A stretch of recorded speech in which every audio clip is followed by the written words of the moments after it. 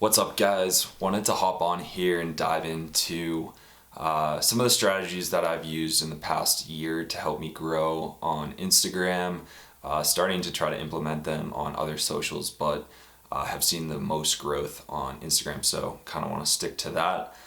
To give you guys a little background, back in May, end of May, hit 3K, which was like a huge milestone for me at the time. Had been sitting under that for at least a year, if not two, and really started to ramp things up then.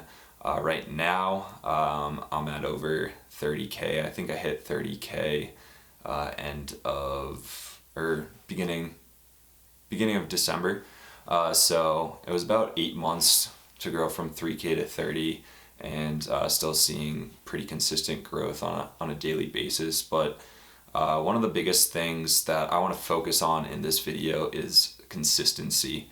So you need to find a schedule that you can pretty much stick to on a weekly basis. You also want to stick to a style, a message, a general reason for people to be following you. I think you can try to veer out a little bit and try to experiment a little bit here and there, but I'd say for the most part, try to keep it consistent as far as like why you're there. That's ultimately why followers are going to stay with you and follow you along on your journey, whatever that be. So when I really started to see the growth was probably like mid-July, and this was when I started posting twice a day. So I was posting either a reel or a carousel post in the morning. For me, that was somewhere between 8 and 9 in the morning, and then another one the opposite in the afternoon. Really varied in the afternoon for me, but sometime typically before 5, I would say.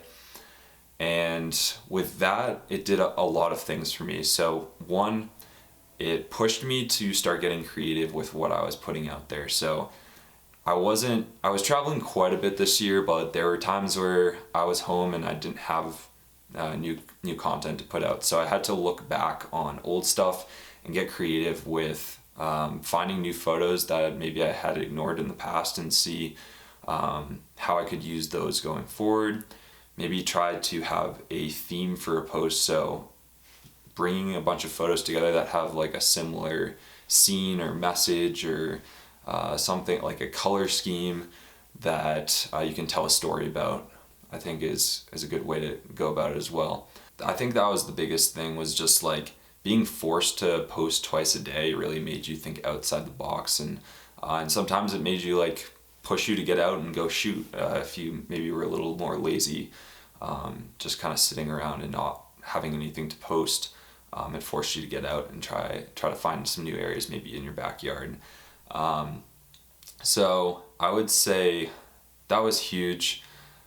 Consistency, staying on a schedule twice a day. When you're starting off, you don't necessarily have to do 2 a day, but definitely try to keep yourself to a strict schedule on a weekly basis. So if you might not have as much stuff to put out, try doing 2 to 3 a week, and then start pushing yourself. Get yourself out, start shooting more, and push yourself to, ultimately get up to maybe one post a day, and then if you can, start pushing out 2. Again, you don't have to stick to this on a very strict schedule, but the more you can stick with it, the more you're going to push yourself creatively, and ultimately the more you're going to put out there. So this is the next point that I wanted to make, is there's so much content out there these days. So the more that you can put out there, the better chance something's going to stick. Also, with the amount of time that you're putting in to create these new photos or videos, the better you're getting with those editing skills, and the better your content's going to be. People are going to notice that. They're going to want to follow along. It's not luck when something goes viral in this case, because you are putting in the work to get your stuff better. Ultimately, something's going to stick. People are going to grab onto it, and it's really going to help you grow in the long term. the next thing I want to talk about is working with what Instagram gives you. So for photo post, the more that you can put into those carousels, they give you 10 slots, the more chances people are going to stick on that one post and engage with that. So if you can incorporate panos where people are sliding from one slide to the next to see the full image, they're going to stay engaged with that. And also if you can incorporate videos into the carousel, that's going to help people stay on that post longer. Instagram's going to see that and it's going to start pushing it out to more people. So that was a big thing for me, was trying to start posting carousels with as many photos and maybe adding some videos in as well. And then on the reel side of things, I think just experimenting with original audios and maybe not always using trending audio. I think it's great to stick to trending for the most part, but I think if you can find some newer original audios that you might think could have the chance of starting to trend, use those, incorporate your background sound to have like that FX feel to the video, that there's not just the audio from Instagram, but there's also like your background and it feels more natural. So if you can do that, definitely recommend doing that.